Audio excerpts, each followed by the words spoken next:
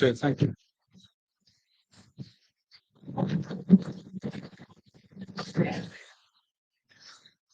Hi. This is how I get the attention of my university students. Um, Thank you, everybody, for your patience there. We thought we had thought of everything, but obviously not. So I hope you all enjoyed a nice lunch, and now I've been invited to talk to you about diet and nutrition.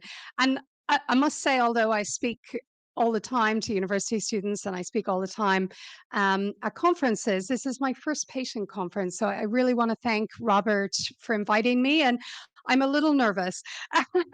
So having that delay didn't help a bit, but hopefully we've gotten to know each other in that time, and everything will be okay now.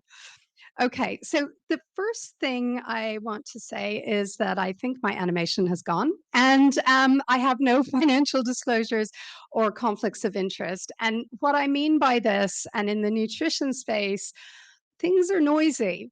So I don't have a diet book, I don't have a blog, I don't have a podcast. I'm not an influencer, and I'm not selling any supplements. Okay. Um, the other thing that I want to say is that I am a research scientist. So I'm a university academic. I've been studying nutrition for about 30 years, and liver diseases, primarily steatotic liver disease, for the last 15. So I'm also not a dietitian, and I'm not a clinician who works day to day with PBC. So I'm really trying to give you the evidence as I've seen it when Robert invited me to speak, and I want to give you hope, but also not unfounded promises. Okay, so that's the balance I'm trying to get to here today. Um, so I'm going to cover dietary and lifestyle guidelines for people living with primary biliary cholangitis, not cirrhosis. And really what I want to unpick is when your doctor says follow a healthy diet, what do they mean by that? And I hope to convince you that there are benefits for patients and carers. And I hope that I have opened the right um, presentation. Okay, so the other big thing to say to you, and I think you as patients know this, so PBC presents at different times. Sometimes it's discovered accidentally on a blood test. Sometimes it's unsymptomatic for a long time, and it's diagnosed at a late stage when really earlier would have been better. So there isn't one diet, and the diet that you and your physician and dietitian should work towards will depend on what stage of the disease that you're in. And for the first part of my talk, I'm largely talking in this space here. So before you get to frank cirrhosis. So what we're trying to do through a healthy diet is to make this time frame last as long as possible so that you can really prolong, you know, a semi good quality of life before you get to cirrhotic end stage liver disease. So, what did I do first? Right. So, I've been asked to speak. So, I looked up all the clinical practice guidelines, and they're long documents. I don't know if you've looked at them, but they're 25, 30 pages, pretty meaty. And I searched all of them using the little finder thing for the word nutrition and the word diet. And in most of them, there was only three or four pickups. And the reason for that is because these guidelines are directed at hepatologists. Now, hepatologists historically, and indeed pharmaceutical medicine in general, hadn't really thought about diet and lifestyle. And actually, the disease that I focus primarily on, which is the disease formerly known as non alcoholic fatty liver disease, and learning from your community, and in fact, learning from the voice of Robert, that name has been changed just this year, like a couple of months ago. So it's a bit of a mouthful, but I'll try to flag that. Now, what's interesting, really interesting to me as a nutritional scientist, is in December, There was this huge easel Lancet report on dealing with liver diseases, and the hepatology community has woken up to how critical diet is for the progression of liver diseases. That's typically steatotic liver disease, which a quarter of our population might have. So that's a very common disease in contrast to PBC. But the other thing about learning about nutrition is within their recommendations, and I'm going to pick this up later, they have recognized all of the socioeconomic determinants of nutrition. So moving away from that blaming an individual if they're not following a healthy diet, and we're going to talk about the current food environment in this country and how very difficult it is for individuals. um, so all of the guidelines spoke to a normal healthy diet, and I want to unpick what normal is. Um, all of them spoke to the risk of osteoporosis. This is variable, as you likely know. 20 to 40% of PBC patients are at risk for osteoporosis. If there's a risk for osteoporosis, and there's usually a few other things that go along with that, the lifestyle advice is weight bearing exercise, and I'll sprinkle exercise throughout the talk. No smoking, and really just smoking is bad for all of us, and particularly if you have any kind of disease, smoking is going to increase inflammation in the body. Minimal or no alcohol, and then the recommendation that clinicians are considering calcium and vitamin D supplementation. Now, whether or not an individual should take calcium and vitamin D is going to depend on the individual. So, for instance, if you're an individual at risk for kidney stones, you don't want to be supplementing with calcium. So, another message today for me is supplement cautiously. The supplements that are mentioned for end stage disease, you're not necessarily going to get a benefit if you're taking them early and you're not deficient. And for some supplements, you could be at risk. Um, then the other thing that the guidelines all speak to is fat malabsorption once a patient is cholestatic. Um, and in the early days of PBC, when I think people were diagnosed later, um, fat malabsorption was readily seen. Now that's patient to patient, and with the brilliant arrival of URSO, people are seeing longer time span. So once fat malabsorption is present, your dietitian should be talking with you about fat soluble vitamins and supplementing with these. What I'm going to do today is talk about food and where you can get all of these nutrients, ideally from food. And then the last point on this, and this was in the American guidelines and not in the other ones, is that if a person is living with obesity, and I'm going to talk to how many of us in this country are, um, a normal or ideal body weight would be desirable. Now, I'm going to give you the bad news that losing weight is really, really, really difficult. And if you are living with excess weight, you probably already know that. But in spite of that fact, sorry, that's me getting too close. Um, this is my nerves. So, in spite of that fact, the thesis that I'm going to give you today is that healthy diet will benefit everybody, regardless of body weight and regardless of whether or not you achieve weight loss. And I don't even know that weight loss should be your goal. Okay, but that's individual for you to discuss with your clinicians.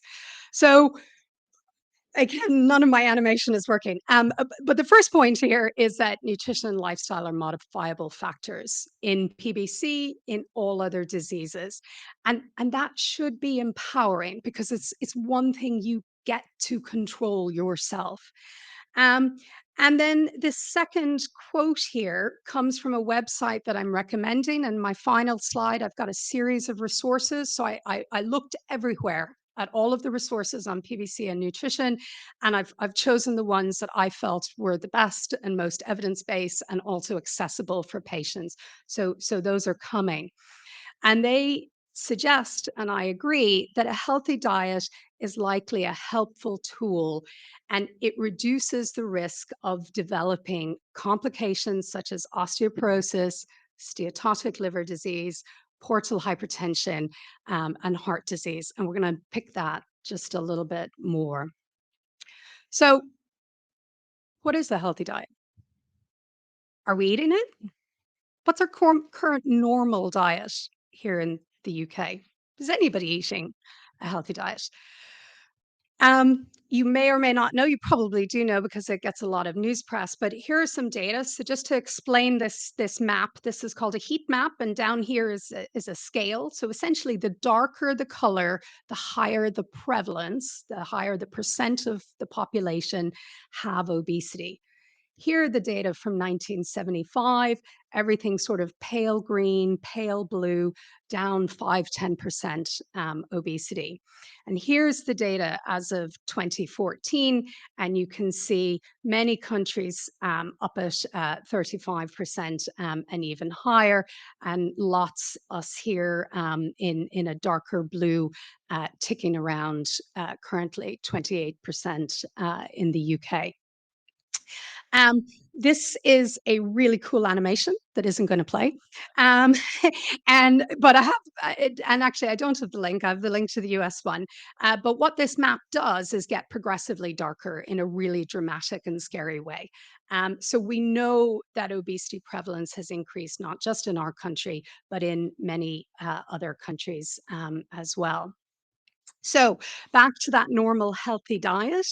In fact, if we look at the data, and this circle shows men and this circle shows women, people, and this is everybody over the age of 16, only a very small minority, only 30% of men, more women, 30, almost 38% of women are living with a healthy body weight. Many of us are overweight, and if we weren't a few years ago, we might have become overweight during COVID, myself included. Um, and quite alarmingly now, there's a much higher percentage of obesity. So these data are from 2019, and it's 29% for women and 27%. So, although I'm here to speak about PBC, probably 30% of the folks in this room are living with excess adiposity. So I felt it was relevant for me to raise that and to talk about the role of a healthy diet in mitigating the downstream complications. And I want to be 100% clear. I do not care about obesity from a cosmetic issue. We have a real issue with the polarization of weight in our media. The other thing I want to say is what doesn't really suit the government to say, because it's easy to blame individuals and to pump off all of the responsibility on individuals.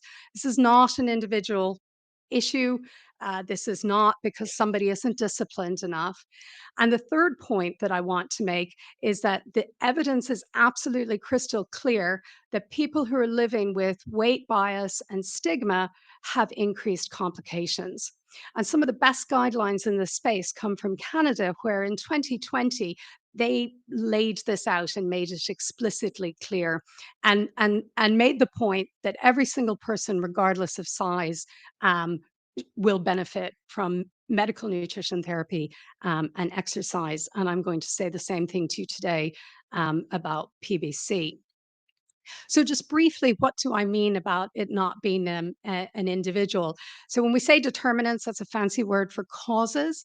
And here's the family and the child, right? And how you eat as a child is determined by your socioeconomic circumstances. If you don't have enough money, and you might have had it a few years ago, but now in the cost of living crisis, you don't, that's going to dictate what you're going to eat. On top of that, where you live, what your schools are like, but, is it safe enough to walk to school for you?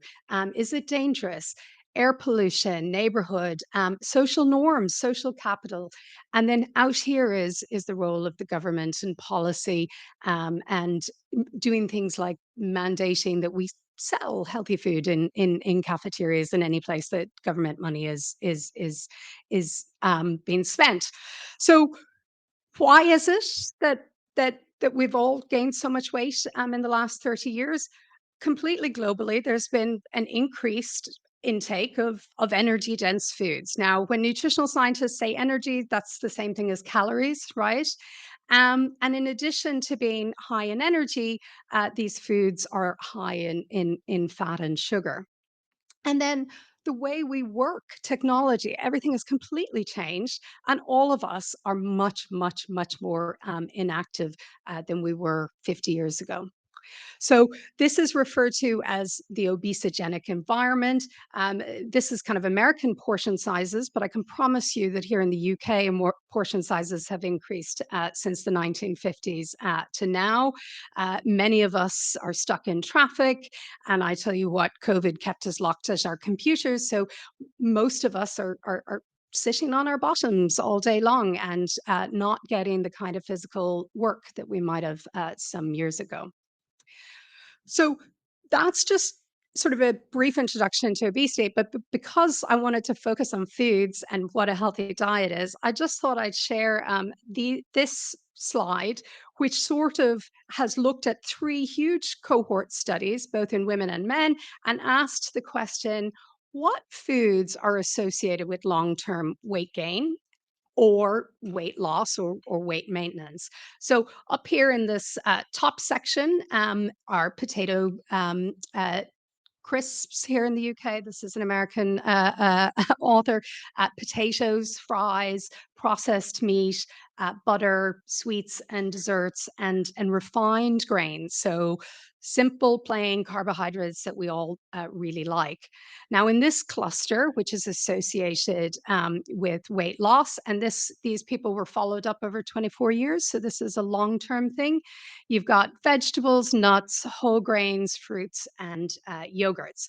And then down at the bottom, what's associated with weight gain in terms of drinks, sugar sweetened beverages. And when a nutritionist says sugar sweetened beverages, we're also including fruit juice in this. And here it is all by itself, 100% fruit juice and alcohol. And then the things that are not associated with weight gain include low fat or skim milk, whole fat milk, and diet drinks. So bringing it back to PBC, I thought what I would do is speak to those nutrients and just pictorially take a look at the foods that they come from. Now, vitamin D, as you may or may not know, is called a sunshine vitamin. In fact, we produce a precursor for it in our skin, and we require exposure to sunlight to fully synthesize that. Now, what that means for us here in the UK, particularly here in Scotland, but Ireland is the same way, we don't get enough UV light between the months of October and April to synthesize enough vitamin D. We also, as a country, don't really eat that much oily fish. And even if we did, sustainability means that there actually isn't enough fish in the ocean to feed all of us the amount of fish that we need. So, other places you can get vitamin D, and this kind of interesting is the liver, because that's where it's stored. Egg yolks, mushrooms, white mushrooms. If you put them out in the sunlight, you'll increase the vitamin D enormously. Otherwise, go for the darker mushrooms if you like them. Um, so all UK humans should take vitamin D over the winter. And then high risk groups, and these are new dietary recommendations that were made by our leading scientific committee in nutrition. They're made in 2016. I gotta tell you, most people don't know about them or are taking vitamin D supplements regularly. Um, and this is me putting in PBC here. So by the time I'd finished preparing this talk for Robert and you guys today, I decided that yes, all of you should go out. And if you don't already have one, get 10 micrograms of a vitamin D supplement. And if you can get your clinical provider to test your vitamin D levels, that would be even better. But sometimes that might be difficult for some of the reasons that Andy outlined. Now, calcium, very important for folks who are going to be at risk for osteoporosis. You know about dairy, but if you're a vegetarian or you're not eating dairy foods, you choose not to eat dairy foods, you might be interested to know that actually calcium exists in quite a broad range of foods, and nuts and seeds are going to become a recurring theme here. So that's vitamin D and calcium, really important for the osteoporosis risk. Vitamin D is often low levels in our population, period, and very, very, very commonly deficient in people with liver disease. So now here are pictures of those other fat-soluble vitamins. Look at this, vitamin A, carrots, tomatoes, broccoli. Oh, here's liver again, because vitamin A is stored in the liver. Eggs, avocados, apples, vitamin E. Avocados, super duper powerhouse, really, really beneficial in terms of healthy fats, vitamin E, everything. And look at the nuts and seeds. And I'm going to bore you to tears uh, persuading you to eat more nuts and seeds if you can afford it, and I can tell you how to do so more cheaply. And vitamin K in all our green, beautiful green vegetables, which many of us don't eat every day. We might eat it a couple of times a week, but we're certainly probably not eating sufficient. So, what's a healthy diet? So, if you ask me what a healthy diet is, what I care about is reducing risk of cardiometabolic disease, cancer, and other complications of obesity. Now, cancer, hepatocellular carcinoma, is a potential downstream consequence of any liver disease, including PBC. Um, I would answer that a diet that is rich in vegetables, and I've put these in order: vegetables, nuts and seeds, beans, whole fruits, so whole fruits, not fruit juice, whole grains, and we'll get to the whole low carb controversy in a little bit, and yogurts. A healthy diet is also characterized by very low intakes of sugars. And maybe if Robert has me back, I have a whole, I could talk for an hour on sugar and fats. Low in saturated fat. It turns out saturated fat is really just not good for the liver. It through really interesting molecular mechanisms, it prompts insulin resistance. Processed meats, high sodium foods, and refined grains. So, refined grains are your burger bun that comes in McDonald's, all your donuts, all your biscuits, all your cookies, all of that stuff. Now, this little diagram here kind of summarizes what I've just said, but what I like about it is that it's kind of got this middle ground. Now, this particular professor is at Harvard and really has published about 300 papers or something, and I think he does a nice job here of summarizing the epidemiological evidence that we have. So what we see when we follow people for in these long cohorts is that there is a benefit to these foods. These foods are associated with harm, and by harm I mean cardiovascular disease, type 2 diabetes, cancer. And then these things in the middle, folks have been debating it for a long time. Now, I eat cheese almost every single day, so I'm always happy when cheese comes out on top. I'm also an Irish woman who only still buys Irish butter, but I don't eat very much of it.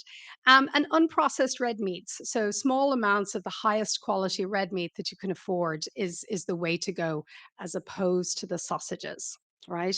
Sausages and bacon, really bad for you. So, what really interested me about PBC was this question of whether or not a healthy diet can prolong that journey to end stage disease. And if I was here talking to you about metabolic dysfunction associated steatotic liver disease, the evidence is really clear. Now, there was a really pretty animation where the red comes in as bad, progressing, and then the green comes in afterwards. But suffice to say, what's associated with progression, and these are data where they've followed patients for 15 years.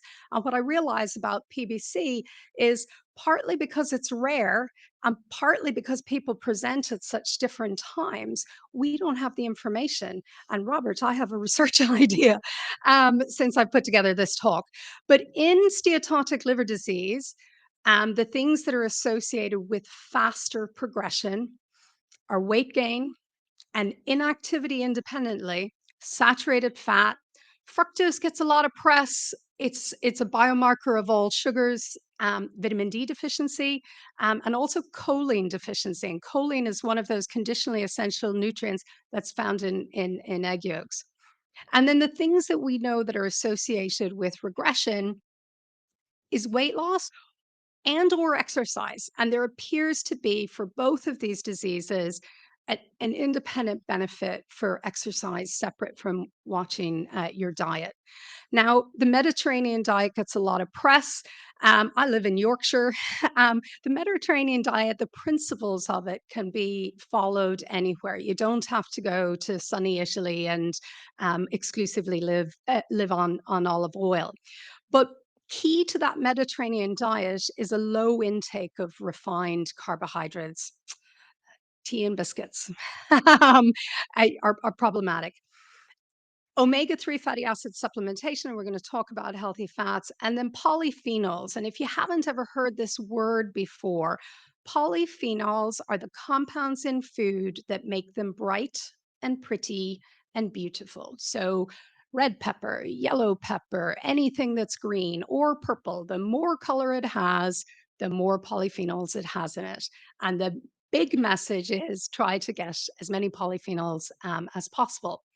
And it turns out polyphenols are also good for our gut microbacteria in ways that we're only just now beginning to understand.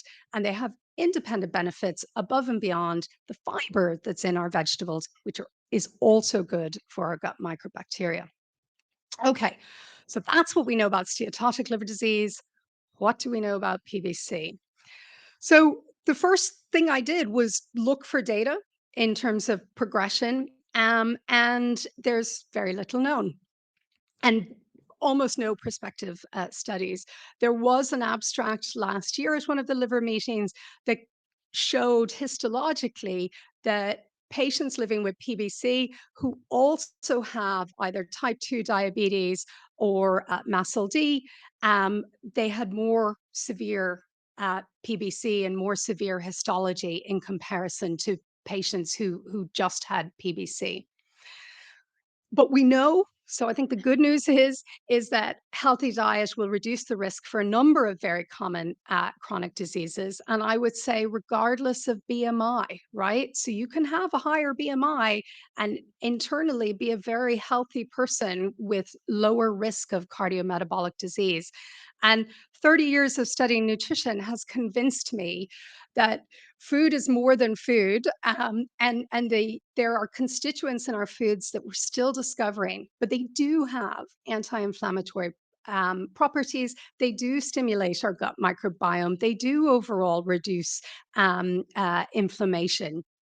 So if I was a betting woman, and I really look forward to the studies that might come and prove this, um, I'm betting that a healthy diet would reduce or will increase that length of time that you can live healthfully with PBC, particularly if you got diagnosed early and you've got on your URSO. The other point that I would say is that for many patients, and in some of my work, I deal with breast cancer patients, managing your diet and your lifestyle is something you can do, right? And you can make it a hobby. You can learn more about it. You can taste new foods. Um, and then the last point is that carers need to stay healthy too. So everybody in your family can benefit from healthier diets. Okay, so very quickly, and honestly, this was a difficult talk to put together because there's quite a bit to cover. This is my advice probably for all liver patients, but it definitely applies to the people in the room. Quit smoking if you're smoking. Do your darndest. It's difficult, but by any means necessary. The guidelines are variable on alcohol. So interestingly, the UK guidelines say, we know alcohol isn't causative in PBC, and if a patient wants to drink in small amounts, there's no reason to say no. American guidelines are a bit more rigid. The bottom line is if you can avoid, you probably should, because basically what you want to do is reduce any and all external stressors for the liver, and the liver is the first pass for everything. So every single thing we put in our mouth, and I try to explain this to my students, whether it's an herbal medicine or a paracetamol, or alcohol, it's going through the liver. So if you've got a liver that's not up to 100%, alcohol is probably not a good idea. As you know, PBC is an immune disorder, right? So, and it's often comorbid with other autoimmune diseases. So you guys really, from a food safety perspective, don't want to get sick from your food. So avoid eating raw or undercooked shellfish, fish, meat, and unpasteurized milk. And my French mother-in-law will not eat any cheese that has been pasteurized. But for you guys, I would say eat your pasteurized cheese as opposed to unpasteurized. There's a whole host of wild and wonderful herbal and alternative medicines out there. In particular, some of you have probably come across milk thistle or silymarin. There is some evidence for some benefit in some liver diseases, but it hasn't stood the test of time. And in the context of PBC specifically, there was a study that looked at urso plus or minus silymarin, and there was no benefit. Other than milk thistle, the thing I would warn you, and in America, they keep a running list of drug-induced liver injury, and what tops the list are supplements for athletes, herbal products from China, um, and other countries, but things that you can get on the web. They're unregulated. You have no idea if the active ingredient is in there. There's been several studies done where they've measured, looking for the active ingredient in some of these supplements, and there isn't any. So buyer beware. There's probably other ways for you to spend your money. Um, and then reducing sodium in the diet. Now, this is particularly important for delaying time span to portal hypertension. And it becomes even more important if you're dealing with edema or swelling, or if you're in your later stage of disease. Coffee does appear to be good for the liver, and the benefits are not dependent on caffeine. So if you don't like caffeine, but you do like coffee, drink away. Just don't put sugar in it. Sorry. Okay, now, this one slide, right? We could talk about this for hours. So I'm just going to sum it up by saying there is a lot of noise out there, and these pictures are from the low fat versus low carb debate, and the sugar is bad for you, no fat is good for you. All of this noise that's been out there. Um, Somebody said to me probably 25 years ago, follow the money. Right. So if there's people out there now, really saying horrible things about the food industry, and fair enough, but if you're selling a book, you're selling a book. Um, so there's lots of noise out there. And yeah, I'll leave it at that. Within the PBC community, the PBCers, right? You're gonna find folks who are following different diets and will absolutely claim, believe, feel that they've made a big difference. Gluten-free, dairy-free are two common ones. This may relate to people who've got other autoimmune diseases. So PBC often comes with celiac disease. So there may be benefits, but we don't.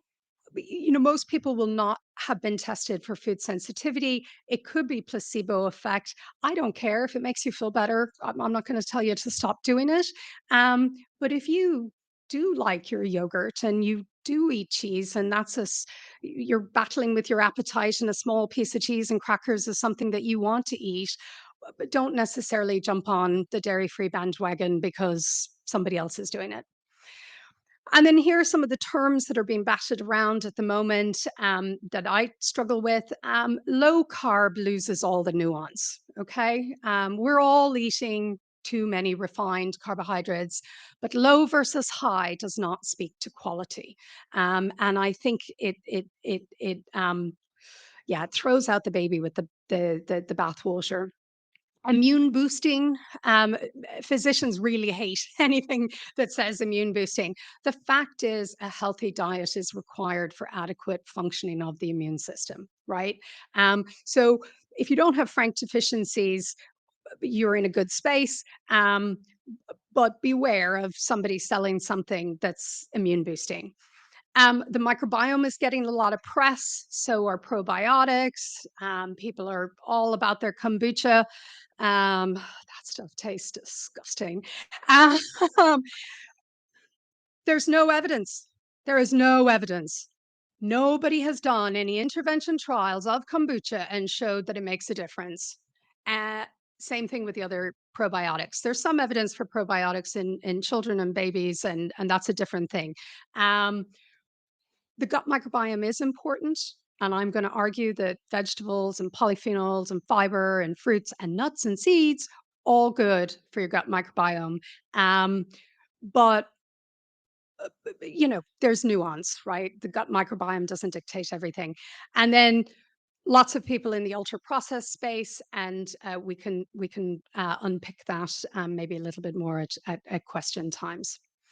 So coming up on some of my last slides, I just quickly want to mention that there are different diets required for cirrhosis and pre-post transplantation. So my first slide spoke about that PBC journey. So when we're talking about healthy diet, we're talking early on. Later stages of disease, malnourishment is a real concern. And at this stage, and I hope it's true in the trust that you're in, you should be in dietetic care. Malnourishment is a real concern. And when you're at that stage, your whole goal is to try to get enough energy and enough protein.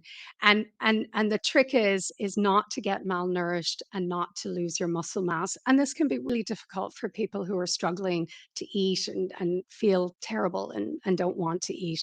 So top tips: eat little and often, consider liquid meals. Um, I After 6 years on the waiting list in Yorkshire, I got an allotment um, just after the pandemic, unfortunately, and I finally broke down last October, and I'm kind of embarrassed because it's so middle class, and bought one of those NutriBullet things. If you don't like your veggies and you can't afford one of those things, it makes a big difference. And if you do have an allotment and you're always throwing out your kale, it's a solution. Later on, when you're at this stage of things, you may or may not want to be making those kind of smoothies. So there are liquid meal products out there that are specifically designed to try to help people who are struggling to get enough calories. And here's that piece about salt or sodium again. Managing fluid retention, ascites and edemas is really important at end stage.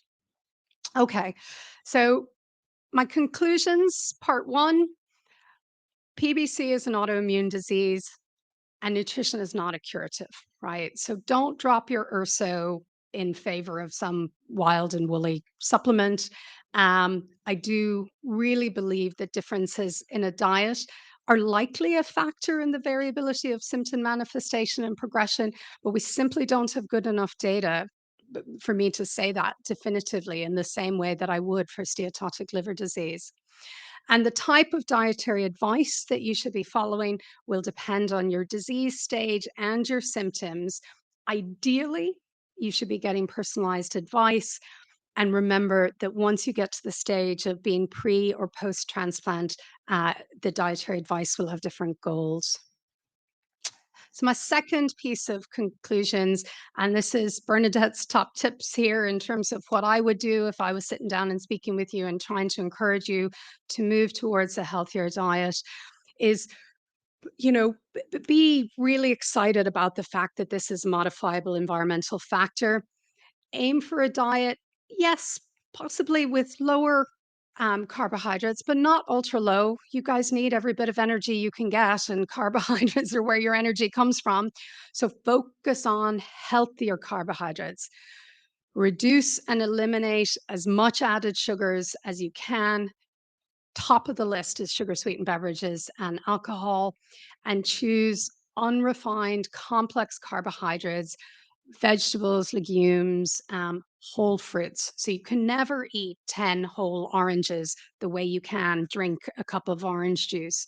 Um, and then think about, and decrease saturated fatty acids, increase monounsaturated fatty acids. So these are the fats that are in nuts and seeds and avocados. Olive oil gets a lot of press. It's quite expensive now here in the UK. You can get monounsaturated fatty acids in sunflower oil, in rapeseed oil, in sesame oil. So, beware of the people who are out there talking about the evils of oils. There's just no data for it. Um, and then focus on, as much as possible, a plant-based diet. I like to call this plant forward, as opposed to necessarily vegetarian or vegan. And that's because these foods are rich in fibers, rich in polyphenols, and they're rich in those micronutrients, even the fat soluble ones that you're most likely to be deficient in later on. Consider supplementing. Most of us just don't get enough fish oil, and I think that's probably a good idea. If you can get a vitamin D test, do, but you will do yourself no harm by taking a daily vitamin D supplement. And then once you're deficient, and again, should be once your fat malabsorption has really gotten quite extreme, and you'll be monitoring that through changes in your stool and changes in your urine. At that stage, you should be talking with your dietitian about supplementing. Men, and there are men in the room, vitamin E is not great for men who are at risk of prostate cancer. So over a certain age, vitamin E supplementation needs to be done cautiously by men, and again under care of your provider. And I think that's it. I have no idea if I stayed to time or not because we started so late. And I'm sorry I lost my animation, but I'm happy to take questions now, or if Robert cuts me off when we and myself and David are going to do questions later. We've got some questions. Oh, Have I got some questions? Actually, no. chaps, we're going to be here all night. Have you got some questions? Right. So first off, thank you so much. That was amazing. So grateful. And I'm sorry about the tech, but thank you.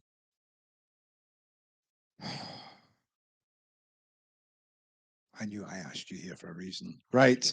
Have we got some questions? Right, we're going to go through them as quick as we can. Some of the questions do allude to some of what you've said earlier. So I think it's just a secondary question just for a kind of top tip, if that's okay. Now, I promise you I haven't set this up, okay? I'm scared. So I'll let you see it first, and you can have a wee chuckle to yourself. Yeah, so funny. Okay, so Bernadette and I have a long history in a completely different condition that's nothing to do with PBC. And what happens when this question comes up has been discussed many times, and I've never seen it at a conference yet. So this is the first time I've seen it in action. My question, Professor Moore. The question is, what is steatotic liver disease? And I'm really sorry if I didn't have that on my slide. Steatotic is the scientific word for fatty.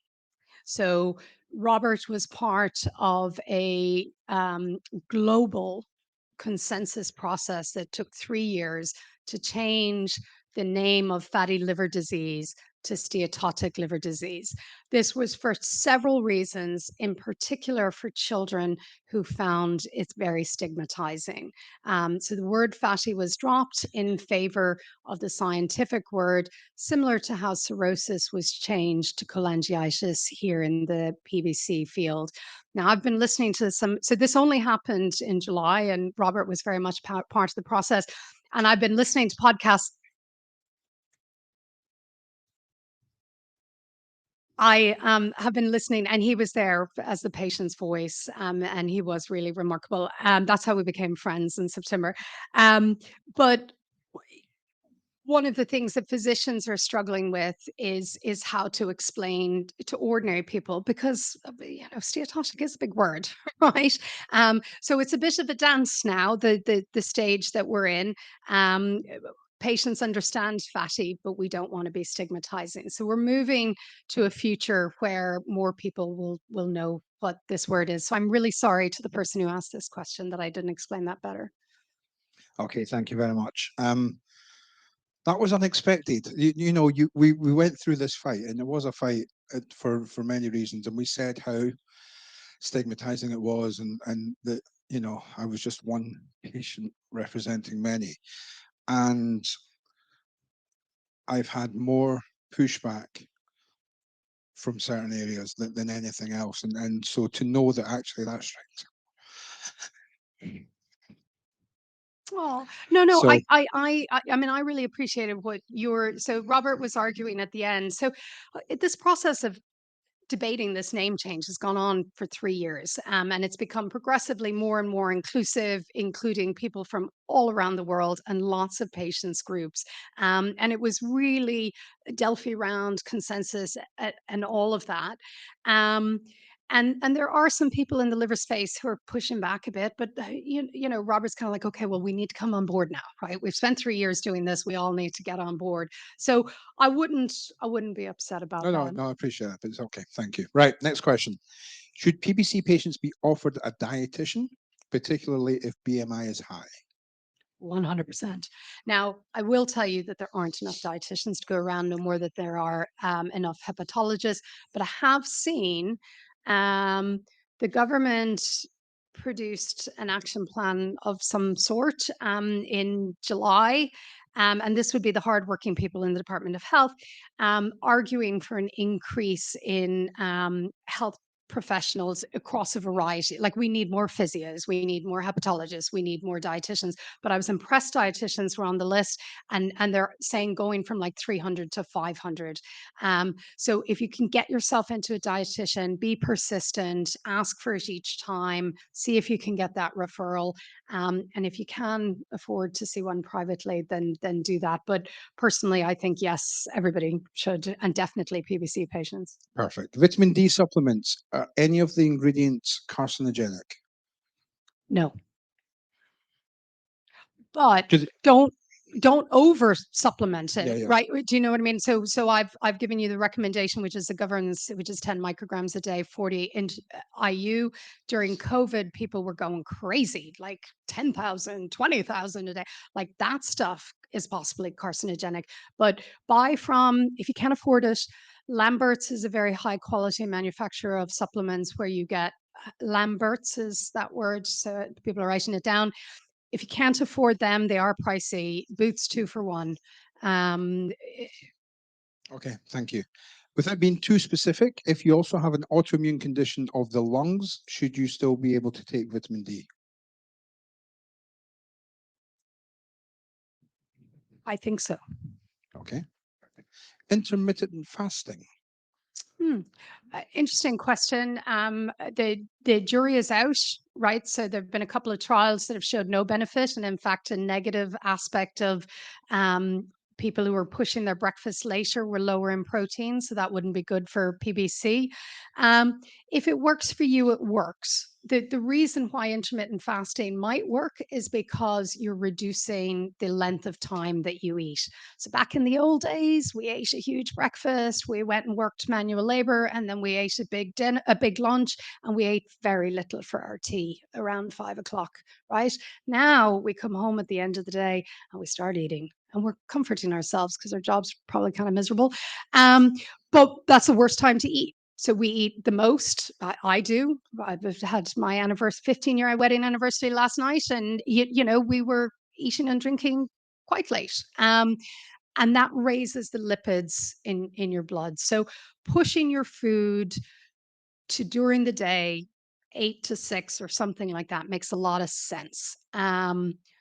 Whether or not it's the be all end all diet strategy to end all diets, I'm more circumspect. So if it works for you, go for it. Okay, perfect. And the last one before we've got any more general ones, BMI. God, we could have, yeah. Yeah. Right. So the question is it a good, it says, is it still a good indicator of obesity, or is the waist stroke height ratio better? That's a great question. And again, if you were getting some of my longer lectures on obesity, I cover all of this material. The BMI is imperfect, right? It's a ratio. A statistician came up with it a couple of 100 years ago. In this country and in most countries around the world, when we're describing excess adiposity, so there's another one of those big scientific words. So obese sounds stigmatizing. Excess adiposity refers to having excess fat in your body. The combination of BMI and waist circumference is what we use in the NHS. And that's because we know that where you have your fat matters. And indeed, there's a whole nother set of conversation to be had in terms of PBC and you know whether or not excess fat is what's going to push your liver disease all the way off there. So we don't exclusively use BMI, we use a combination of the two. Um, and the reason we use waist circumference is because it's an indication of the fat being wrapped around your organs. That's your pancreas and your liver. And when the fat is all in your organs, that's what's causing problems. Ladies, very curvy in the hips and the bottom, that's a very positive thing. So don't be trying to shift that weight. It is not nearly as cardiometabolic dangerous as fat around your tummy. Thank you so much. That was awesome. Thank you. The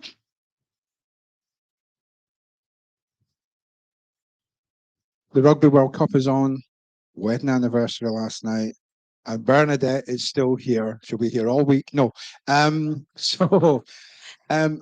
everything you've said, I'm slightly embarrassed to say there's tea and coffee and there's scones. If you put the butter on the scone, you'll reduce the glycemic index. Okay, maybe avoid the jam. I knew Is there there was a cream? Is there positive. cream there? Oh, I love a bit of I cream on the scones. don't. I mean, the trick is not We'll to have a eat them look. every day, right? The famous strap line is everything in moderation, including moderation. So, you know. Thank you so much. Right, ladies and gents, tea and coffee is available. See you shortly.